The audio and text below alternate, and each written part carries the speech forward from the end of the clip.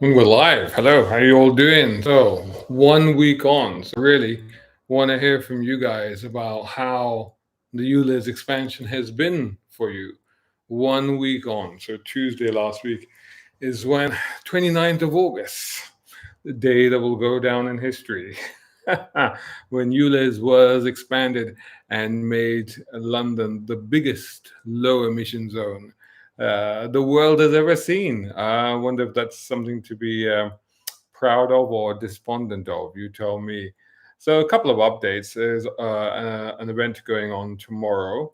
Tomorrow there is a protest at Parliament Square, and that's from 11 a.m.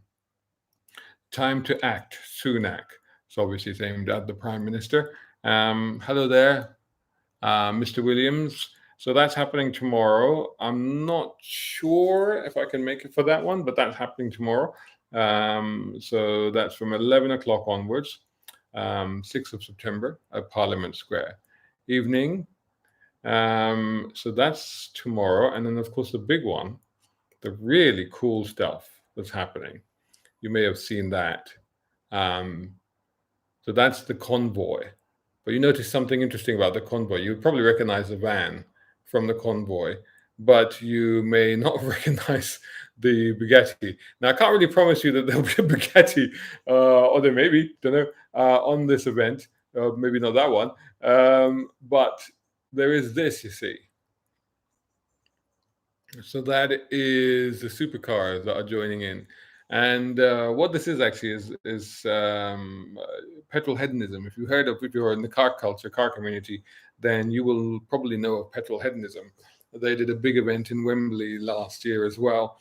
And basically, it's a car club, and a lot of the members of that club are supercar owners and modified car owners and classic car owners, especially big modified car culture for sure.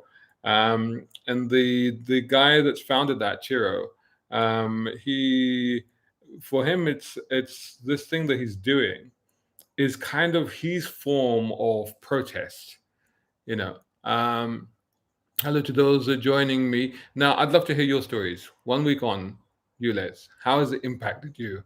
Tell me that. Put it in the chat bar, in the chat stream, and I'll read it out. So 1 week on, ULEZ, how has it impacted you? Put it in the chat stream. So this thing here, just to carry on, this is happening. So this double convoy sort of thing that's happening, this is going to be on Sunday, 10th of September. I'm definitely covering that. Where, when, I'm not sure yet, but I'll definitely be covering that. So Super Convoy 3, it's being called, and Petrol Hedonism are also going to be joining that. So Petrol Hedonism, so Super Convoy 3 will, a lot of the guys that have been on previous convoys, you'll see them on that. They are actually gathering from 9 o'clock. So gather from 9 a.m. for a 9:30 start.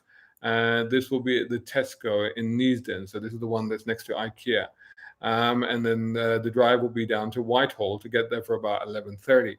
And they, along the way, they're going to meet up with, like I said, the convoy from Petrol Hedonism. And this. I'm not sure where they're coming in from. Actually, I need to find out. But they will be heading down there. They're going to be meeting at Regent's Park. They're going to be meeting at Regent's Park, so you can see that. And then from there, they're also going to be heading down to Downing Street. Now, their cars are supercars, American cars, all compliant and awesome cars, is what they're saying. And you're thinking, what's the point of that? Why are they doing that? Well, because I think it's a very valid point that Chiro and Petrol Hedonism guys are making, and that is that while all these cars are being penalized, people with ordinary cars, family diesel SUVs, petrol cars that are going, the valid MOTs, they need to use them for work or for pleasure or for doing whatever they need to do. And all those cars have now been made non-ULEZ compliant, therefore they either have to be scrapped or they can't be used without paying the £12.50. And yet the notion of this particular aspect of this convoy is that you can bring in cars like the car you see there, other supercars, modified cars, American cars, historic cars. You can bring them in, and they could be the dirtiest, smelliest V8, V12s, all of those sort of things. But they're ULEZ compliant, so they can be brought into London, no problem at all. And that's the point that he wants to make. So that combined with the the usual convoy guys that have done such valiant work so far already, with the previous convoys, and maybe some bikers as well. We might see on this. In fact, to be honest, the more the merrier. Quite frankly, this could be pretty spectacular. This is on Sunday, 10th, around 11:30 to hit Downing Street. Um, so that will be pretty spectacular. So I'm definitely going to be covering that. So like I said, there is an event tomorrow. Not 100% sure if I can make it for that one, but that is that one. Time to Act, Sunak. That's tomorrow, Parliament Square, from about 11. So if you can get down to that, get down to that one. But Sunday is going to be a big one with all the cars, the big convoys, two separate convoys converging onto Downing Street. But I also wanted to hear from you guys about how ULEZ has been impacting you over the first week of the expansion. And just for myself, I should tell you this. So, as many of you regular viewers will know, that I've got the classic 1989 BMW 325i E30, and no, it's a classic. I consider it a classic, although technically it's not a classic according to. Well, actually, people have blamed Sadiq for this, but actually, it's the UK Chancellor and the Treasury that actually sets the year of the classic, and they've set it at 40 years, a rolling 40 years plus. So your classic, to basically be registered as a historic car, it needs to be 1983 or earlier, for it to be classed as a classic. Mine is a 1989. So everybody would call it a classic, and yet, however, it's not classed as a classic. What that means for me is that it's a car that I would normally use probably 2 or 3 times a week. I got to confess in this first week of ULEZ, I have only used it once. I have only used it once, and I only used it, and even then, I wasn't actually going to use it. This was to visit the Concourse of Elegance at Hampton Court on Friday, just gone, and I was going to go there by train. That was my plan. I was like, okay, I'm going to have to pay the ULEZ, so I'll just take the train. Turned out, of course, it was a train strike. So when I looked into it in Google Maps, it was going to take me well over 2 hours to get there, multiple changes, multiple buses. It was ridiculous. So in the end, I just took the car. And it was a rainy morning that day anyway, so I was quite grateful that I took the car because it only took just over an hour to get there in comfort in my BMW.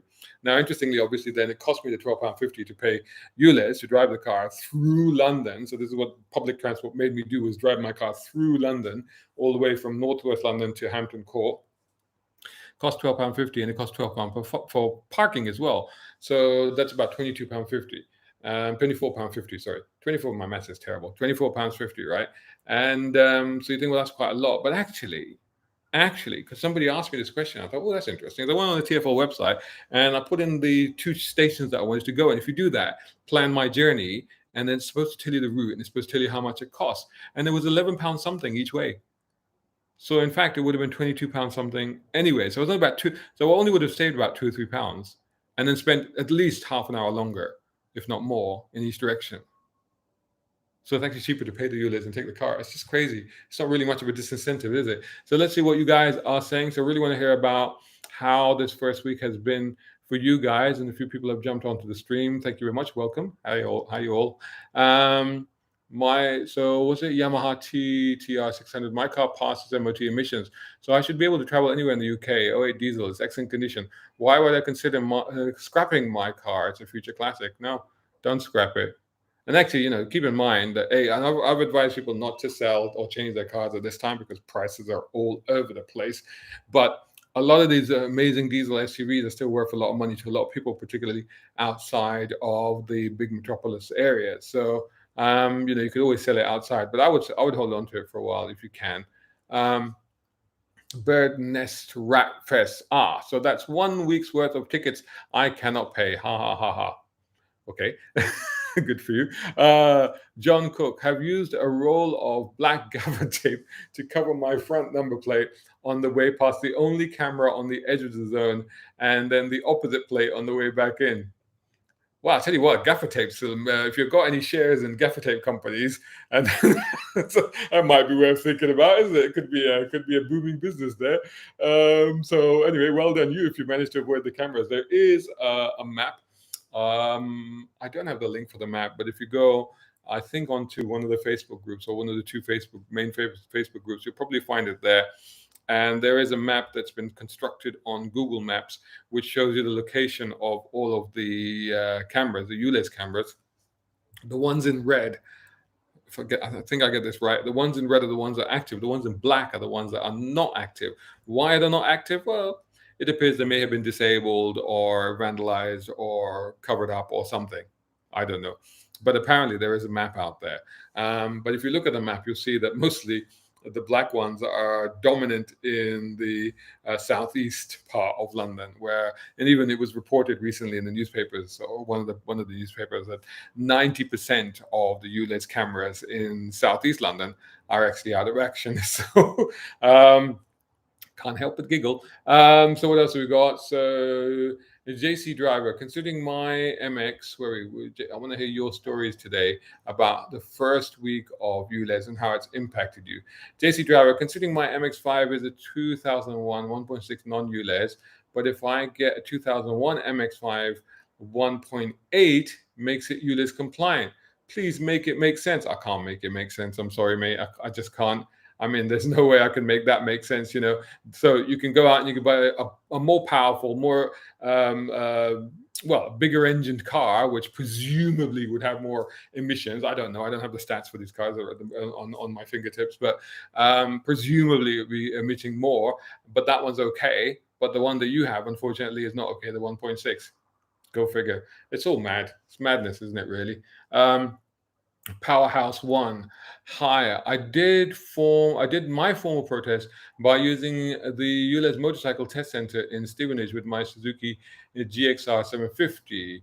And god damn it, passed. So only 2 more bikes to go. The good work, Breeze. Oh, thank you very much. That's very kind of you, and well done with your bike, and good luck for the other 2 bikes, and hope they get sorted out as well. Noman Hamid, it's okay to pay and pollute. Yeah, apparently. I mean, I love what Matthew Freeman, the young councillor from Harrow, said in my podcast that I did with him in my car when it was okay to drive around my car. And he said that Sadiq Khan asked the question, what's the cost of a child's life? And he said, well, apparently it's £12.50 according to him, because if you pay that, then it's fine, you can pollute. So there you go. So there's the answer to what you're saying there. It's okay to pay and pollute. Birdnet 8120D here, Yamaha TTR 600. Cool. Hello to you, Andrew Maguire. Please don't rush into scrapping yours. So many. Well, if you're talking to me, I'm definitely not scrapping the BMW. I still haven't decided what to do with it.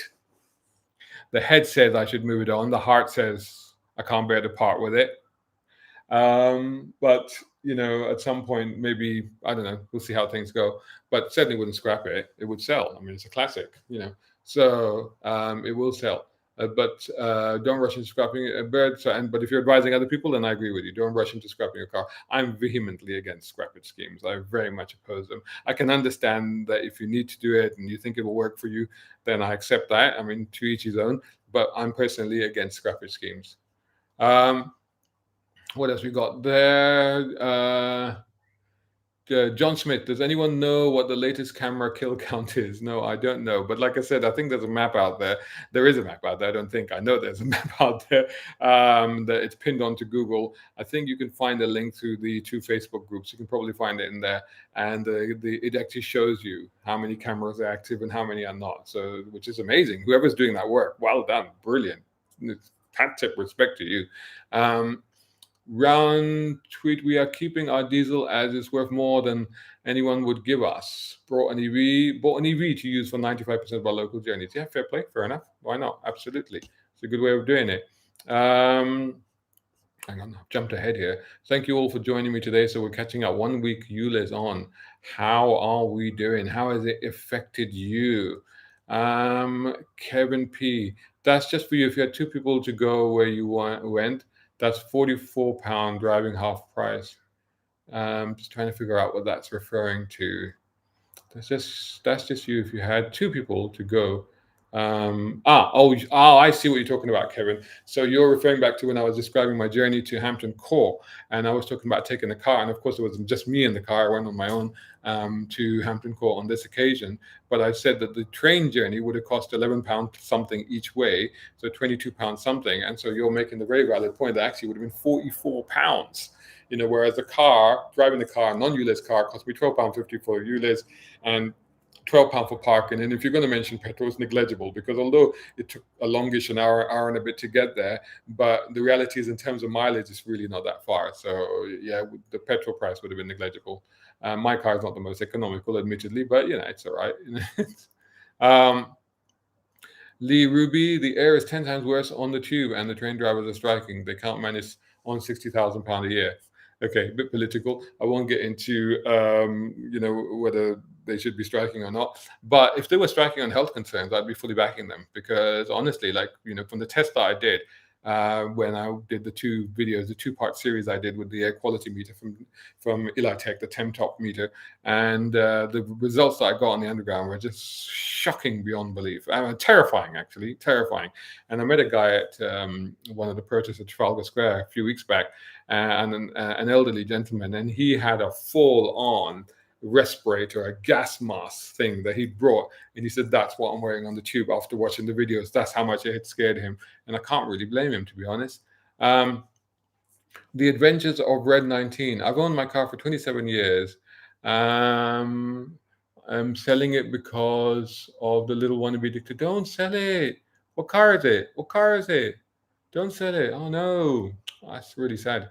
Ron tweet again. We travel 40 miles outside London to purchase it to get a deal. Yeah, good for you.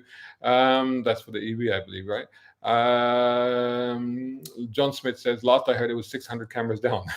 Anyone know more? Well, like I said, all I know is that according to newspaper reports, is 90% cameras in southeast London are actually non-operative, apparently. Julie's Facebook ULEZ map. Thank you. That's the one. Yeah, that's where it is. So if you want to search for that, then that actually tells you. I need Batman's registration plate flipper. Actually, it's James Bond's car. And actually, I saw one of those. If you watch my video that I posted on Saturday from the Concourse of Elegance at Hampton Court, then you will see there that they had one of the original replica Aston Martin DB5s that were actually made for promotional use for the following film, Thunderball, rather than Goldfinger, where the car first made its appearance. And that car was driving around Hampton Court with these guns sticking out of the indicators at the front, and it actually was making firing noises, so it just scared the hell out of anybody that was standing around. It was suddenly, the driver would suddenly hit the button and it would start firing things. And then it had a shield, a bulletproof shield at the back that would go up and down, and it had this smoke machine, so smoke would come out of it. And of course, it had the rotating number plate thing, so that was very cool. But yeah, that would be handy, wouldn't it? David Amis, I would love to see. Oops, sorry, I just jumped ahead there. I'm just trying to keep up with these comments coming in. David, I would love to see all the drivers affected having to pay £12.50 get together and donate £1 to £5 to take on to court, but with a different judge. We can ask Brown Car Guy for his help. Honestly, I feel that legal recourse is not something that's going to help us. I think that we've done that. We've been down that route. And I don't think it's really going to work. And I think really the only thing to do now is people power. It's not legal power, it's people power. And I think it's down to protest, and it's down to protesting with your votes as well, and making it very, very evident on what you think in terms of where this policy should go. And I think that one of the biggest things that's happened in the whole ULEZ thing is the Uxbridge by-election. Because all of a sudden we've had media come to the last few events. We've had both the leaders of both the major parties talking about ULEZ and about the motorists. So basically we rattled them. That Uxbridge thing really rattled them. You had the Labour leaders suddenly going, oh well, this could be a chink in their armor, because of course they're very confident about getting into power next year, which makes you a little bit worried considering that they've just bankrupted Birmingham. But anyway. So they're very confident about getting into power, and they saw a chink in their armory when they saw that they didn't win Uxbridge because of ULEZ. So they were like, "Oh, okay, we better address this issue." And then, of course, you had Rishi Sunak going, "I'm the friend of the motorists," because he also saw what happened there. So I think that that's where the real power lies, not so much in the courts. I don't think we're going to get any joy in the courts, honestly. That's my feeling. I may be wrong. I may be wrong. I'm not a lawyer or a solicitor, so I don't really understand these things that much. DPN, I've been dodging the ULEZ cameras, sneaking out of ULEZ and doing all shopping, etc. outside the London boundary. Well done, you. I don't know how you've done that, but well done, you. Like me, I've looked at where the cameras are, and I literally I cannot. I could drive up and down my road right here, but that's it. The moment I come out that side, there's a camera. The moment I go at the other end of that side, I know there's a camera. So, I'm screwed either way. Round three, there's one camera between me and freedom. It's been taken out. Okay, good for you. Like for me, it's not even an option. Bird Nest Rat Fest, are they going to introduce you jazz or just keep it on the women? I don't know what that's about. Haniel Nasheed, why are the RSCA and MOT bodies not saying anything? Well, I mean, yeah, you're absolutely right. I think that's one aspect of it. To be fair, RSC has put out some press releases in the past, like, for example, when they talked about only the 1 in 10 cars being affected, i.e., only 200,000 cars being impacted. And the RSC said, no, it's actually 700,000 cars. That's the information that they found. So there has been some action on this. Very interesting with the AA. The AA do have a history of this sort of thing, so it's a little bit disappointing maybe that they haven't done anything spectacular, let's say, on this particular instance. But it's quite funny because I was talking to the AA guys at the motor show recently, and they were telling me about the heritage of the AA wave, the AA salute, and the AA salute used to be for they had a way of signaling to members if there was a speed trap. So that's why you used to have these big badges on the grills of all the cars, which you, of course, classic cars still have. So that if a serviceman from the AA was passing and he saw that, and you go, okay, that's a member. And then if he knew that there was a speed trap or something up ahead, then he would be able to indicate to that member that that's what it was. So I thought that was kind of cool, actually. So that's pretty cool. I'd love to see more of that now. Anyway.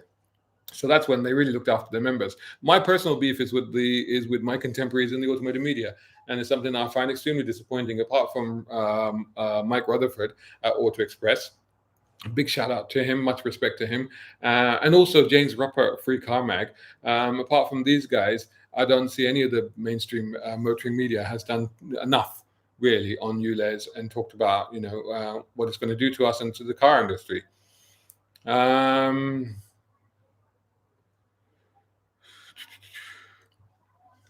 What is this? Anthony Stafford. Seen Piers Morgan fawning. Touch your leg, interview your great, brilliant. I'm not elaborate. Back, black, yellow, red 2000. Hello, what happens if a foreign visitor driving with a car with a foreign plate arrives in London? Well, theoretically, you'll still be issued a fine. Theoretically. If your car is ULEZ compliant, you should be fine, but I think you have to register it with TfL, which is ridiculous. So it's all a bit convoluted. But if your car is not ULEZ compliant, theoretically, you could still be fine. Now, how that fine will get to you, whether you receive it, how you will pay it, it's a whole different matter. And some people have claimed that put foreign number plates on cars and you get away with it. I'm not going to advise that. I'm not sure that that's technically the case. I'm not sure that it's worth taking that risk, but apparently it could happen. But in terms of theory, you should still get a fine. So there you go. Okay. Bird Nest Rat Fish, it's scrapping a whole era of motoring history. Well, this is what happened. You see, you're absolutely right. This is why I hate scrappage schemes, because the last scrappage scheme, and I did a video on this, you'll find that on my channel, just search for it. The last scrappage scheme, we saw so many amazing potential future classic cars that were just killed. I mean, take for example, do you remember the Jaguar XJS? You remember when Ian Ogilvy was the saint, Simon Templar? And he had that beautiful white Jaguar XJS. I used to have a Corgi model of that with a little stick man on the bonnet, And, that was an amazing little car. I love that car.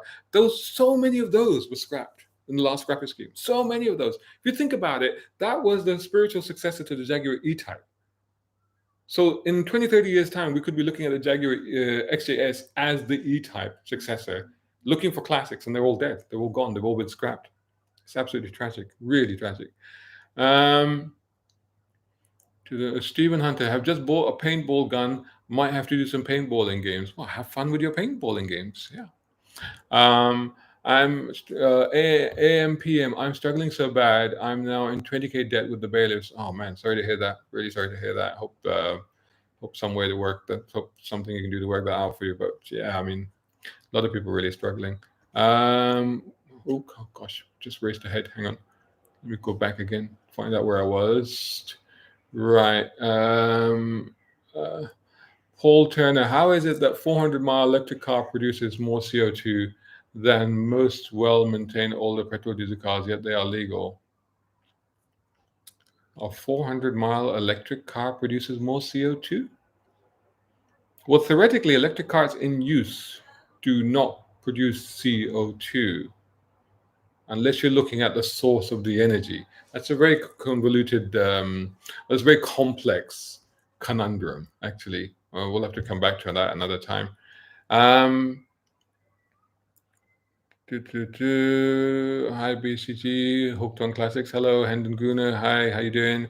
Max, I just bought a BMW 730 E65 2008 reg last month. Luckily, most of my driving in London is for work, and I can expense the mileage. But no doubt, this extra cost will be passed on to the customer. Yeah. So this is another thing. So I need to look into this as well. Now the thing is, I don't register my car for business use, and I don't register my mileage as business use. But somebody told me that technically you can claim back, you can put that as a tax expense, your ULEZ charge. So that for people out there with businesses and sole traders, they might want to look into that and see, or talk to an accountant that somebody would know about that and see if that's possible. But my understanding is that it is actually possible. Hendon Guna, is anyone going to the protest at Parliament Square on Wednesday? So I just mentioned that. I already mentioned that at the beginning of this live stream.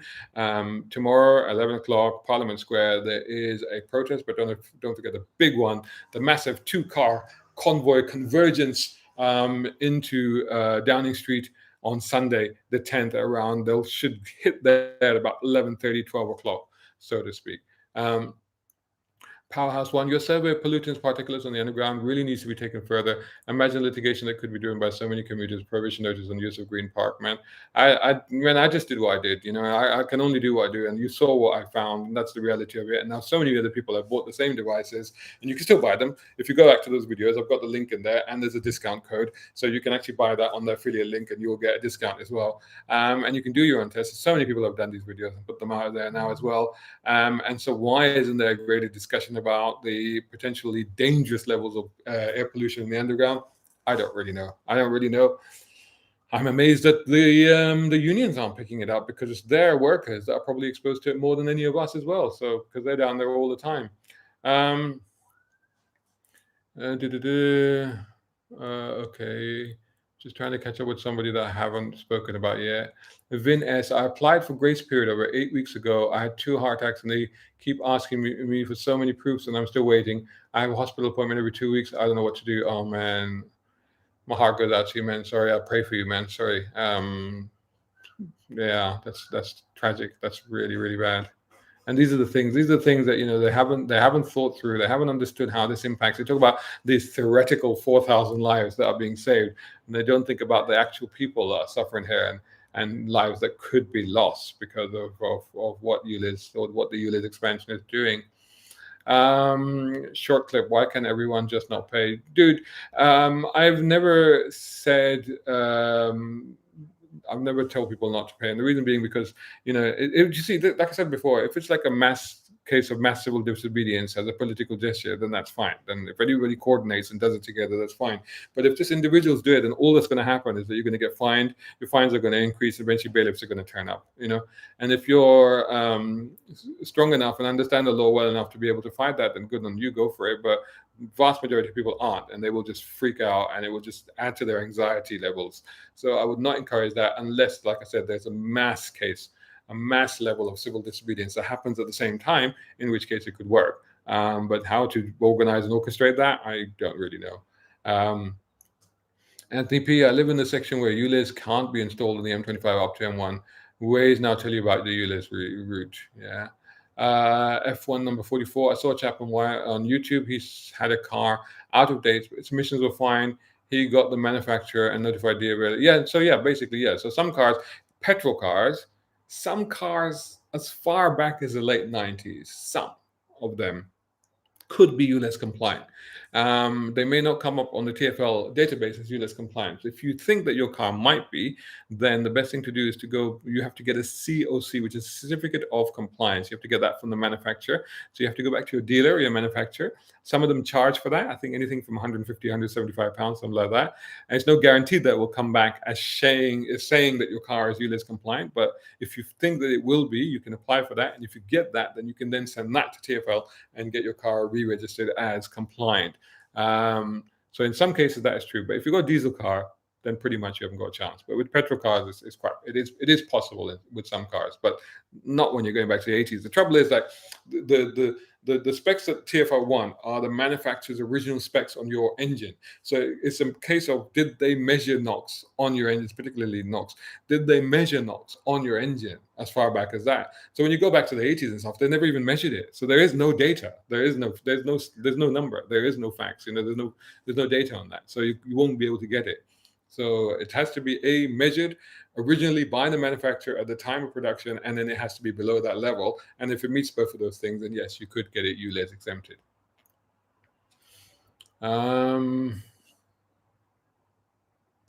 Okay. Oh, Anthony's come back to explain because I couldn't understand what you were saying. Sadiq Khan interview. Piers Morgan gave him such fawning, easy time. Respect to you. Oh, thank you very much. Paul, would be nice to find out the difference between the old standards and the new ULEZ standards of emissions. I bet it's very small. Actually, the figures are there for all to see. You can Google it. It says there.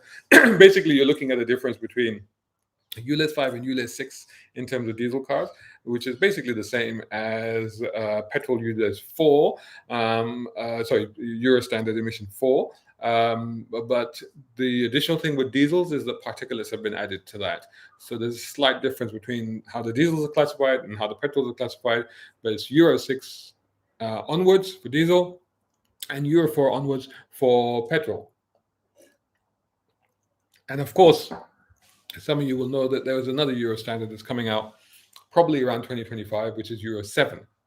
And a lot of people have said, well, will they just will they just move the goalposts when it comes to Euro 7?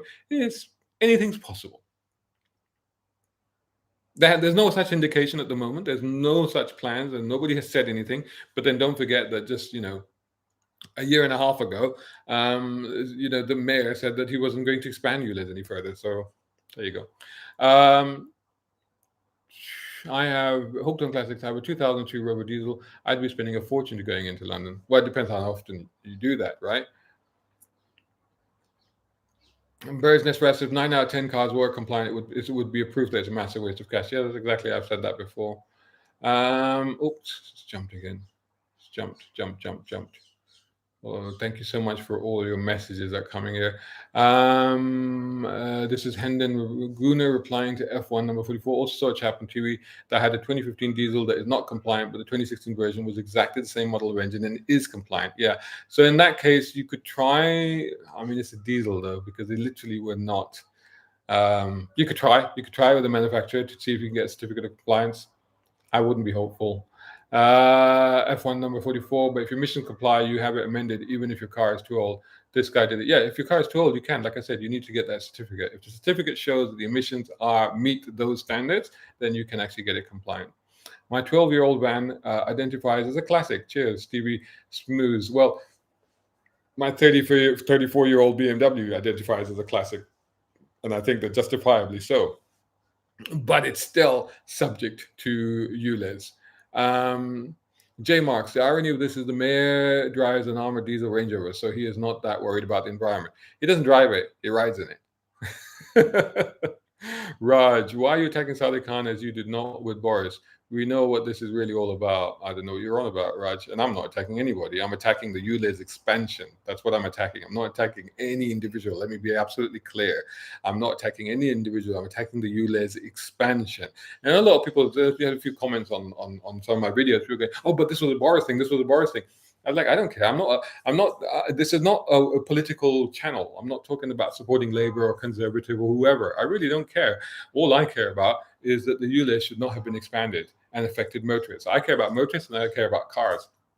I'm not a political channel. I really don't care. And it is a fact that ULEZ, the original ULEZ, was a scheme that was brought about by Boris Johnson. He planned to do it way back in 2017. This was his plan, his strategy. And his plan was to introduce it by 2020. And then when Sadiq Khan came in, he actually rushed the plan forward and brought it in 2019. So Boris came up with the concept. Sadiq Khan actually implemented it. But Boris said that it was for central London, and initially Sadiq Khan said it was for central London, and then he decided to keep changing it. So this is not a political thing. So whatever you're trying to say, Raj, can I assure you that I'm not attacking anyone? I'm attacking the ULEZ expansion. It's as simple as that. Okay, who else have we got here? Mate 200, love what you're doing. Thank you so much. And we got Matsrat 500. Get out and protest, people, or you'll be going back to 1950s and riding the 52 window coupe. Hey, coupe, I should say. So the correct way of saying it. I tell you what, that wouldn't be a bad thing, though, would it? That would be kind of cool, right? Somebody said that, we're all going to look like, where is it? Where all the classics live? Lost the place now. Colombia, is it? Colombia. So they said we end up looking. I said that's not a bad thing. All these old classics, all Morris Minors and Beatles and stuff running around London. That wouldn't be a bad thing, would it? Certainly liven things up a bit, wouldn't it? I think that'd be great. Tim Porter, I just got the COC form for my car, 2001 Vauxhall Corsa 1.2, 16 valve. NOx emission is 0.029 miles per gallon per kilometer, well under the ULEZ compliant level of 0.08. Microgram per kilometer. Well done. Good for you. Excellent. Good job. Let me try and jump forward a little bit, catch up with people that I haven't mentioned yet. Who else have we got? Matchup 500 says you're totally right. It has to be done legally. Get out and vote. The only way to make a change. Yeah, absolutely. Martin Bell, hope the Mayor Khan is going to use his ill-gotten gains to remove vegetation from around road signs. Some are safety critical. Okay, that's an entirely different thing. You need to go and talk to your council about that, because if that's the issue locally, then you need to talk to your local council to get that sorted out. John Buxton, BCG, if this is solely about health, which I don't believe it is, why isn't this cash grab going straight to the NHS and not TfL's bank? Well, technically, if you look at what TfL says that all money raised by ULEZ goes back into road transport. That's what they say. So there you go. So that could be like, public transport systems and what have you. So not road transport, public transport, I should have said. Okay. Bentley Techman said 20-second special camera squadron are here to make this tax go in 254 days. Long live freedom. Okay. Haniel Nasheed is back. I brought an E38 that ULEZ checker said was compliant. Now it says there's no data for this vehicle. Are they changing the standard as they go with ULEZ? Well, I don't know, but what I do know is that it's a bit up in the air. And I've heard of so many people having trouble with the TfL database. And I think the TfL database, frankly, is a bit of a mess. And I think they keep constantly changing and updating and stuff like that. So you do need to be careful. You need to keep checking on there to make sure your car is still compliant. And if it isn't, go back to them. And I think that if you have proof, if you've got an indication where it says that your car is compliant, what I would do, all of you people that have a car that is ULEZ compliant, what I would strongly advise you to do right now is actually take a screen grab of that. So take a screen grab where it will show your car, your registration, and the date if possible, and the fact that it says it's compliant. Take a screen grab, keep that. In case it changes later on, then you can always resubmit that and say, look, hey, you told me that it was compliant. Lucifer Morningstar. My brother's newish 4-liter diesel 100K is ULEZ compliant. My 2008 1.6 diesel mini is not. I'm sure the 3-liter kicks more crap out. Yeah, but don't forget, the trouble with the ULEZ thing, see, remember there's two different things here. I mean, there's carbon emissions, there's CO2 emissions, and then there's the ULEZ emissions, which are NOx and particulate based. So it's two different measurements. So for example, the tax system is based on the carbon emissions of the car, not the NOx. So that's why there's a difference. So that's why like a bigger engine size could be fine, where the smaller engine size is not, because they're looking at two entirely different things. So I know it's confusing. I've explained it in other videos as well, but they're not looking at the same thing. It's not the same parameters. This is why it comes out. This is why a lot of people say, look, if my car passed the MOT emissions test, then why isn't it ULEZ compliant? Because the ULEZ is looking at something else. It's not looking at the same emissions that the MOT is looking at. So that's a problem. David, 50,000 drivers in Birmingham not paid and their fines written. Yeah, again, like I said, mass non-compliance. If that happens, coordinated, mass orchestrated non-compliance, fine. But otherwise, you're all just going to get fined. That's a problem. Um, what do you think, Brandon from London? What do you think of the G Whiz? Well, gee, well, gee whiz, mister. Honestly, I've never driven one. I know a friend who has actually. A guy called Andy Thitti. I'll ask him. I think he had one. And he's a car guy. So I don't know. I've only ever seen them and they look a bit odd to me. So I'd love to try one, but I've never actually driven one. But I guess they would make a lot of sense around town, wouldn't they? Anthony Lucas, here's a question. If you have a smart car, it says O2 plate, not compliant, but drive it once a week compared to a Range Rover 5 litre, who drives 500 miles a day? Who is polluting more? Well, I think you've answered your own question there. I think you've answered your own question there. But of course, it's a case of what type of emissions they're looking at. And of course, they're not looking at the mileage that you're doing. They're just looking at, but don't even go there. Don't even go towards the mileage that you're doing, because therein lies even worse things such as pay per mile. And we don't want that. Neil De Silva, Ken Livingston opened the congestion charging zone in 2003. It can be argued that this was a pollution reducing zone by default, but he didn't stop there. Well, Ken Livingston hated cars. He still hates cars. This is a given. This is no surprise. He was the first mayor or person of political power, if you like, that came in that openly hated cars. But then I actually saw him on the tube once. I literally was in the carriage and he was just standing there holding the thing, and he was going to work. So he's someone that definitely hates cars. So yeah, that's what it is. Raj, you're contradicting yourself as it affected motorists in central London economy. I'm not contradicting myself. I think is this the person that said, "Oh, why have you not spoken about ULEZ in central London, but you talk about expansion?" Because it's very simple. And I grew up in central London, and there is actual data that says that there is an improvement in central London, and to a less extent in the inner London area, to the north and south circulars from ULEZ. But my whole beef of contention was that when the ULEZ expansion was talked about, and the report that they issued, the report that TfL commissioned and that Jacobs did, and it's a massive, thick report, and I've been through that in one of my earliest videos. You can go and find it, and I've been through it in detail. And I've been through all of the impacts they had, and the benefit it said was only about 1.3%.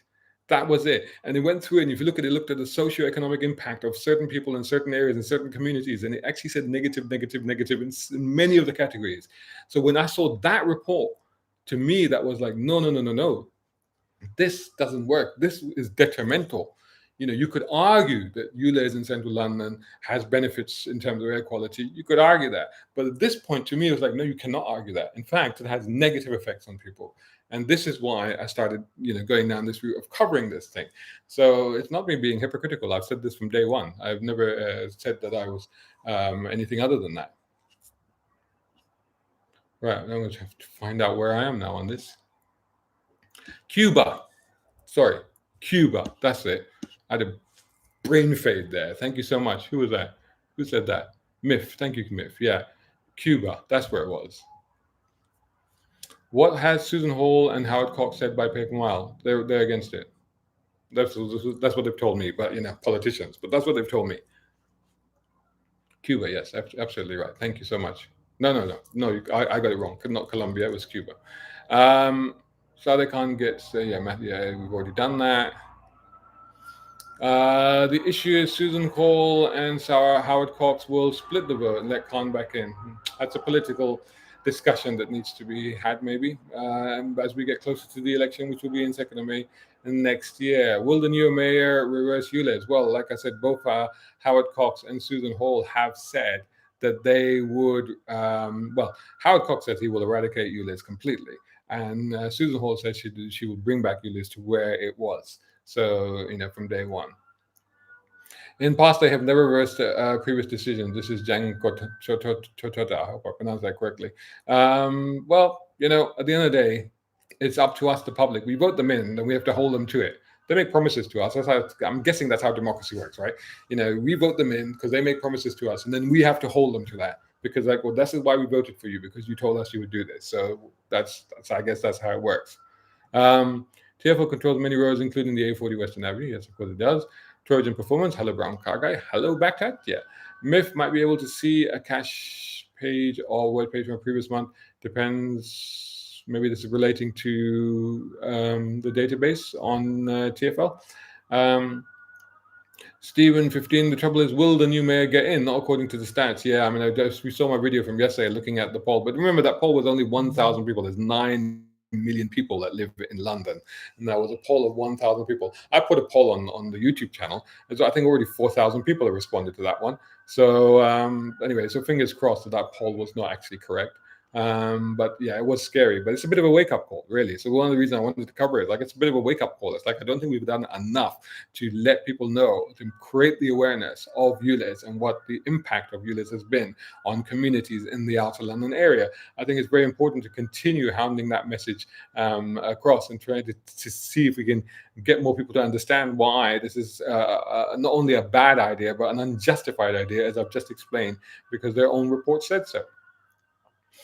Brandon Roth from London. I'm glad ULEZ is expanding because the pollution is terrible in London. Think about the children's lungs. Well, like I said, I'm not against ULEZ in central London. And we have seen that it's 46% improvement in central London, 21% improvement in inner London. But TfL's own report says that it's at the most 1.3% improvement in outer London. Outer London is a very different area to inner London. Most of it is actually quite rural and very, very green. So the levels of air pollution that I've seen on my own device that I've measured with, or if you go to any of the air quality monitoring stations and you look at the data from there, you can see that it's very low. I had a chap today messaging me. He lives out in the sticks somewhere, and he says he's got so much worse pollution than the pollution that London has. So again, it's not anything to do with road traffic. Then there's other factors involved in this, what contributes to air pollution. So no, I don't take that on board, because I don't think that it is. And this whole thing about children's lung, again, you can go to browncarguy.com. I've got text on there. I've looked at the claims of the 4,000. I've broken that down, explained where that's from. And similarly, the stunted lungs argument, I've looked at that. I've broken down. That's a report from 2019 in the Lancet, and it refers to previous data. So this is pre-ULEZ, and it refers to a situation where if the pollution levels are above the legal requirements, and the legal requirements have shown in there, then that's the case. But the reality is, it's not actually the case. So, but by all means, go and have a look. Trojan Performance. I didn't want to pay the ULEZ and the protest, but I had Barstow and suited blade to clamp my car. See, this is the thing. So this is why I don't tell people don't pay, because I don't want them to suffer the anxiety of having bailiffs turn up and having to go down that whole route, and hold that issue. Hang on, I've lost my place again now. Thank you so much for all of you guys joining me today. I'll probably run for another 7-8 minutes, I think. Okay, so we bought an EV as buying a petrol man that possibly 2 years down the line, the goalpost would move. Fair play. I mean, it's true, and EVs, if they work for you, they're fantastic cars. So, I'm not saying that people shouldn't buy EVs. If you can afford one and it makes sense to you and it works for you, then go for it, because around town, they're actually great cars. They're really good. Knew right away that I shouldn't have said 1950s to a car guy. This is Maserati 5500. Yeah, dude. Although, to be honest, I actually probably more 60s muscle and 70s muscle. That's probably more me. Certainly 80s cars, as you know, I love. But hey, can't go wrong with 50s fins, right? How cool would that look? Wouldn't that be great? Lucifer Morningstar. After checking my Mini, it's fine in Sheffield and Bradford. Will it be an integrated in Manchester? One project D-Mini is okay up here in the north. Good for you. John Buxton, in other words, it's a bailout for TfL because vehicle is compliant. You can drive it. The cash should be spent on NHS, not TfL. Brandon from London. I believe that if you cannot afford ULEZ car, you should get a cycle or walk in the rain and snow or work harder. Wow. Wow. Empathy there at all? No? Okay. All right. We'll just leave that there then. Round to it. So Ken Livingston on the underground was breathing more pollutants than if he had driven. Well, I don't know if anybody had measured way back then. I mean, when did I see Ken Livingston? Was when he was mayor. That must have been, God, I can't remember. If somebody out there can remember, tell me. But it was some time ago. That was a long time ago. Maybe it was cleaner back then. I don't know. But certainly, you know what? To be fair, the pollution at street level in London probably at that time was probably worse. To be fair, although it was much worse in the 70s. And I'm probably talking 80s, 90s, probably talking 90s here. Certainly in the 70s, it was bad. You could see it. There's no question of that. It's gotten a lot better since the mid 90s onwards. It got a lot better because cars actually got more efficient and cleaner since that time. Okay. Brandon from London, you're really making yourself apparent as to what kind of a person you are, because now you've just said, I would love it if poor people were priced off the roads. That would make me very happy. Okay. Trevor, could you share some tips for drivers on how to navigate ULEZ zones and avoid fines? Well, you can't really. To be honest, you should probably do what I've done. What I've done is I've gone onto the TFL thing and I've signed up to the autopay. So I've registered my car and my credit card details on the autopay. So basically, if my car one doesn't, well, my car does because I live in the ULEZ zone now, so it's inevitable. But if you are worried about that and worried about wandering into the zone, then put yourself on the autopay. So that way you will get charged, you won't get fined. You'll just get charged the £12.50, and that will come up on your statement. Or you should sign up for the SMS messages, which I did, but I haven't had one yet. And I should have had one. Is the system screwed up yet? I don't know, maybe. But anyway, but I've signed up to it, and I've got a date, and I've got a receipt. So that's what you should probably. That's probably the best thing to do is just sign up to autopay. That way, you won't get fined. At most, you'll get charged £12.50, and you should be able to keep a track of that. There are maps obviously on TFL. You can see the maps as well, and there's also like a Google map that shows you where all the cameras are.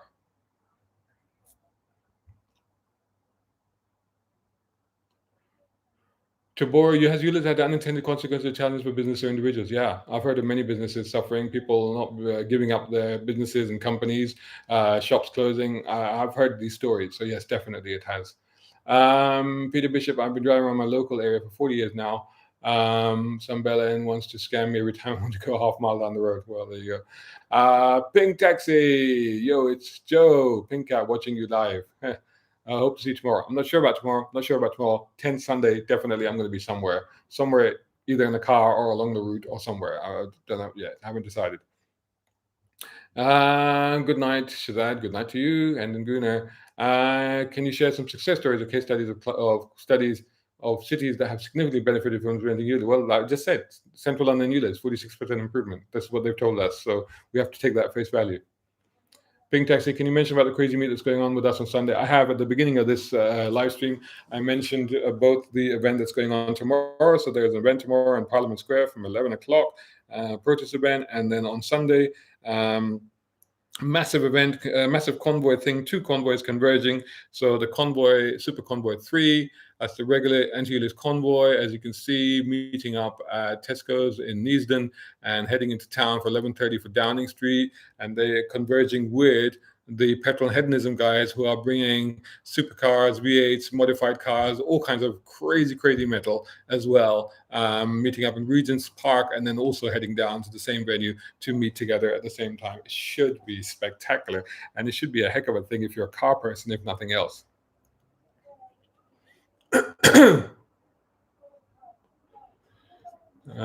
Pink Taxi, I've already mentioned you guys. Okay. Oh my goodness, I've lost my place. Okay, I can only do this for a few more minutes because I'm losing my voice here.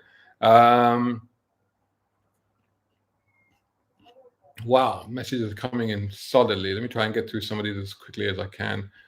Oh gosh, I've lost my place now. Okay, success stories. Okay. Why Imperial College or Kingston College decide about debts? Well, I mean, they have had funding from the mayor's office. For viewers who are not familiar with ULEZ, where can they learn more? Go to browncarguy.com, go to the main first pinned link there, which is everything you need to know about ULEZ, a compilation of all my content plus a text explaining everything.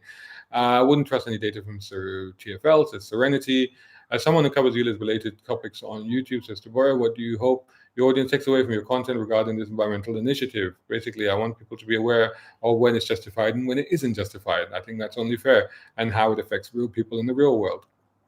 David, billion plus people use the London Underground each year. Definitely massive damage action down the line. Excuse the pun. Oh, very good. Very well done. Yeah, wait to be seen. It'd be an interesting test case, that's for sure. People living in the central London area could presumably already bring that test case. Fujimoto-san, why £12.50 or not £12.13? Don't know. I don't know, mate. No idea. Matt's at 500. If they need a tax stream, government should legalize pot instead of attacking working people, old and the disabled. Possibly, possibly. Yeah. Well, okay. David Mitchell. Hi, Brown Car Guy. Do you have a parrot? What's that whistling in the background? Traffic? I don't know. Tabora, how do political ideologies and party platforms influence the adoption and support of ULEZ initiatives in different regions? I don't know. That sounds like an academic paper that somebody needs to go and do. I can't answer that in a live stream. Pink Taxi is just laughing his head off. Okay. What role does public? Oh my God, you're just seriously, Tabora. I think you should just go and do an academic study on this. What role does public opinion and political pressure play in shaping ULEZ policies and regulations? Well, we're trying to find out. Miss Autono, Miss Autono, how you doing? You're right. Will this happen elsewhere in the world? Well, what happens in one place does often happen in other places. So it's quite possible. Top blog, make sure you see us tomorrow. I mentioned about Sunday already. Parakeets in London. Don't know where the parrots came from. Maybe there was some, I don't know, windows are open. Maybe I didn't catch it. Tabora, seriously, this is like you're doing a whole different thing there. You're trying to do a paper on my live stream here. That's just not going to happen. Michael Pollard, hi Shaz. I think that ULEZ is going to inflate prices in London surrounding even more by some horrible amount. Yeah, that's true. It's true. Because it's pass on effect. Because this is what people don't realize. People just think, oh, I have a ULEZ compliant car. It doesn't affect me. But actually, there's a knock on effect on businesses and services and products and everything. So it will have a knock on effect for sure. ASAD, great show. Keep up the work. Thank you very much.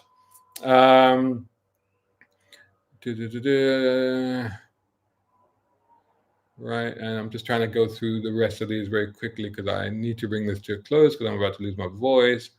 What happens if you divert it off the internet due to an incident, divert it onto the ULEZ zone? You might end up paying. I've got to be honest with you. So yeah, again, another reason to think about signing up to the autopay so that you don't get fined. Right. Am I exempt if I'm going to pray? For God's sakes. For God's sakes. That was a fake story. It's total and utter nonsense. Just don't spread this nonsense. What if they started taking payments at random? Well, what do you mean random? So you enter the zone, you pay. It's as simple as that. If the camera gets you, you pay. I wonder if sat-navs will get an avoid ULEZ. Well, Waze does. Waze already does that. You can always go Waze and Google. You can always say, I don't want to pay the toll. It tells you, but then you can't enter London. Simple as that. But you can already configure that. You can go into those and say no tolls. Rant bans reviews. Honestly, I can't believe Saad IQ Khan is still in power. ULEZ reminds me of Salik. Oh yes. I think Salik is a lot kinder than ULEZ, let's be honest with you, because there's always ways around Salik. Salik is a road toll in Dubai, for those of you that don't know. Around to it, get autopay and then look at Julie's map to try and navigate. Yeah, so there's a map. There is a map out there which you can try and use. So I'm just trying to complete these because I've got to bring this to a close. But thank you all so much for joining me today. And so thanks so much for sharing your experiences and your stories with me today. Okay, I think we're pretty much done. We have a troll, obviously. One of the people that keeps posting these things is just antagonizing everybody else. But anyway, there you go. Thank you so much, everybody, for joining me. And we will continue this conversation. The fight is not over yet because there are still things that can be done. There are still things that can be reversed. And of course, there still needs to stop this. The line must be drawn here, as I keep saying, because this could go a lot further and the goalposts could be moved. And, once they've decided that it's so easy to fleece us motorists, and they can just continue to do so. So we've really got to make our noises heard. But anyway, thank you so much for joining me, and I'll catch you all again soon in the next video. Bye for now.